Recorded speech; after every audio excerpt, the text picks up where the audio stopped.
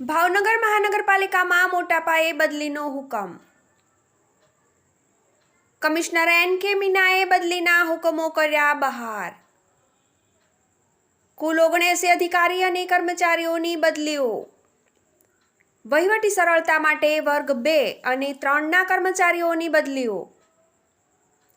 9 senior clerk, 28 junior clerk, 17 અધિક મદદનીશ અધિકારી, 11 ટેકનિકલ આસિસ્ટન્ટ, 3 કાર્યપાલક ઇજનેર, 5 નાયબ કાર્યપાલક, 4 વહીવટી અધિકારી, 1 એસ્ટેટ અધિકારી, 1 ગાર્ડન સુપ્રિન્ટેન્ડન્ટની થઈ બદલી.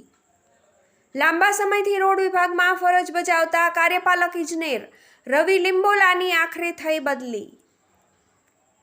સોલિડ વેસ્ટનો ચાર્જ ફાલ્ગુન એમ શાહ પાસેથી લઈને સૂર્યદીપસિંહ ગોહિલને સોંપાયો. 1 અધિકારીને પ્રમોશન પણ આપવામાં આવ્યું. ભાવનગર મહાનગરપાલિકા હવે નવી ટીમ સાથે કાર્યક્ષમતા તરફ. રિપોર્ટર વિપુલ ગોહિલ સાથે એસબી ન્યૂઝ, ભાવનગર.